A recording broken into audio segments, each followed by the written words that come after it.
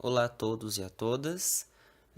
Dando continuidade ao nosso estudo em legislação e psicologia, nesse capítulo 3 nós vamos falar sobre compromisso, finalidade e princípios éticos da psicologia.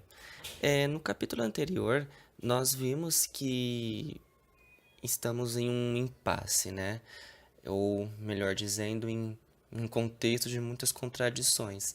Nós temos a Declaração Universal dos Direitos Humanos, que defende uma sociedade equânime, igualitária, e só que um modo de produção que vai muito na contramão disso, que produz uma sociedade de classes que gera desigualdade social e, portanto, não dá condições a todas as pessoas a se apropriarem do que foi produzido pela humanidade como um todo e assim se desenvolver, tá?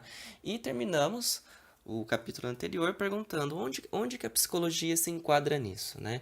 Qual o seu compromisso e finalidade? Para tanto que a gente vai falar sobre isso hoje.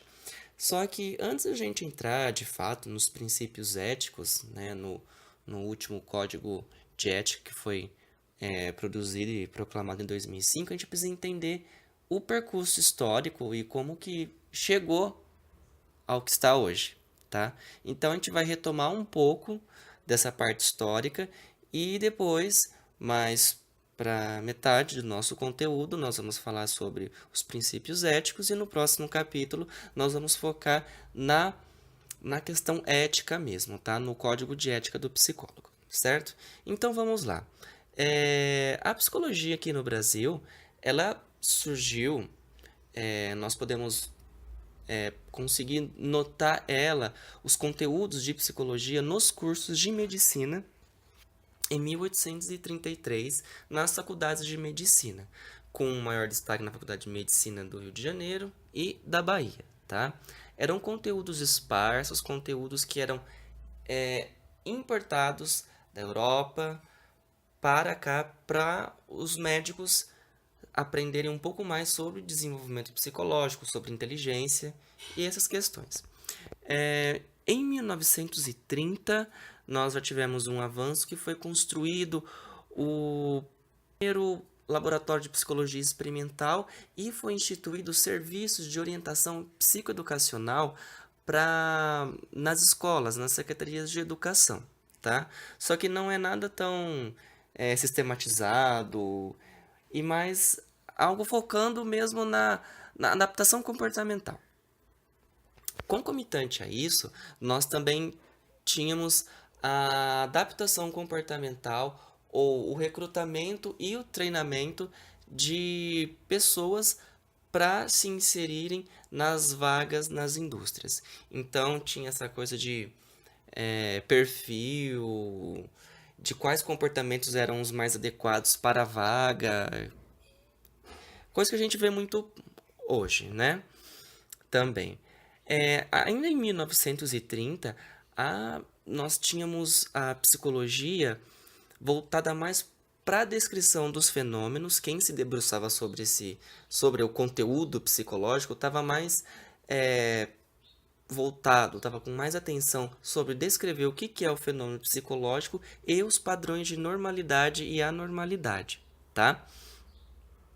Em 1946, nós tivemos a instituição dos cursos de psicologia nas universidades. Então, foi de fato instituído a disciplina, a graduação de psicologia nas diferentes universidades do Brasil. Bem? Aí só em 1975 que a profissão de psicólogo foi regulamentada e foi elaborado o primeiro código de ética e as suas diretrizes, o que o psicólogo deveria fazer nos mais diversos contextos. De 1980 a 1990, ocorreu um movimento de problematização das práticas em psicologia e da identidade do profissional de psicologia. Muitos autores começaram a questionar qual é o compromisso e qual é a finalidade da psicologia.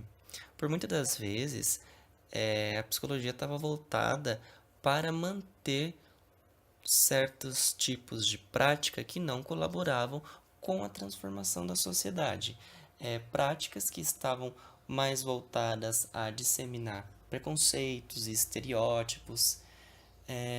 Um exemplo claro disso é quando o psicólogo realizava os diagnósticos nas clínicas escolas e, por determinar alguma deficiência, por exemplo, uma deficiência intelectual, simplesmente encaminhavam essas crianças, né, esses alunos, para as salas especiais e por aí elas ficavam porque não era possível realizar mais nada porque era um problema da ordem biológica, tá?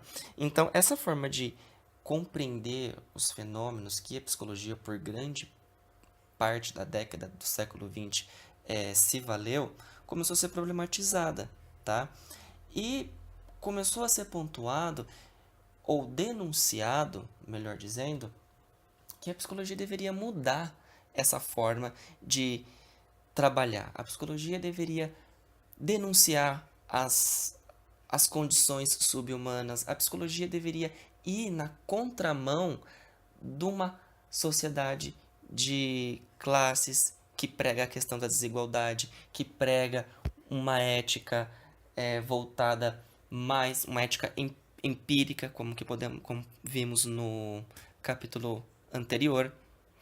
Então, foi esse o movimento de 90 que aconteceu e com esse movimento culminou no quê?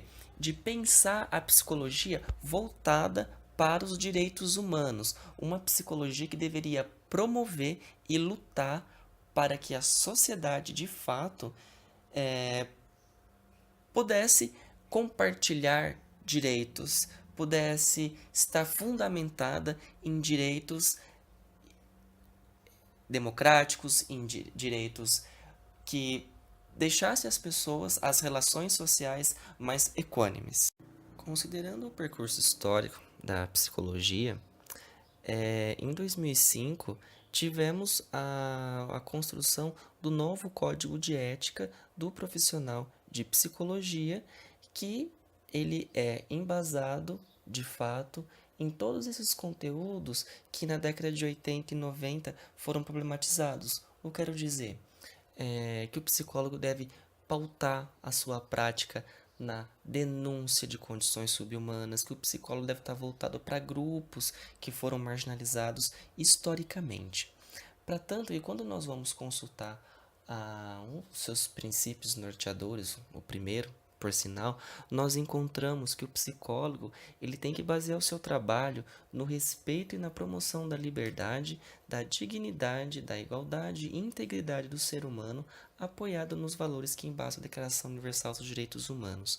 Por isso, acho que agora fica mais claro o porquê de ter retomado o conceito de ética, o porquê de ter retomado a questão dos direitos humanos, porque a base da prática do profissional de psicologia está na Declaração Universal dos Direitos Humanos. Tudo bem? Então, caminhando ainda nos princípios, nas diretrizes, né, das práticas, a gente entende que o psicólogo ele tem que ter uma postura política, no sentido de lutar, no sentido de militar para ter uma sociedade mais justa, tá? Nessa direção, ele tem que combater a negligência, a discriminação, a exploração, a violência, a crueldade. Um exemplo claro disso, se um profissional numa empresa que ele trabalha, ele nota que todas as mulheres recebem um salário inferior ao dos homens e nota relações sociais em que a mulher ela está numa posição inferiorizada, diminuída, é papel do psicólogo lutar para que esse tipo de relação seja transformada, que sejam relações sociais de igualdade de gênero, né? Nesse caso. Portanto, o psicólogo ele tem que ter muito bem claro essa finalidade, esse compromisso do seu trabalho. Ele tem que problematizar a cultura vigente, ele tem que problematizar as práticas sociais, notar se existe preconceito, notar se tem contexto possibilitador de violência e ao notar, ele tem que se fazer ouvido pelas pessoas e mudar esses padrões de comportamento, tá? Nessa direção, pessoal, o psicólogo também tem um compromisso de responsabilidade social. Não é só com o seu entorno imediato, mas e sim com a sociedade como um todo, tá? As práticas do psicólogo devem estar voltadas na promoção e na melhoria, tá, da sociedade, uma sociedade mais justa, mais humanizada. Para isso, ele tem que ter uma formação sólida, ele tem que estar sempre buscando uma formação continuada para estar por dentro, né, das tendências, estar por dentro das necessidades humanas e como conseguir melhorar o ser humano como um todo. Tudo bem?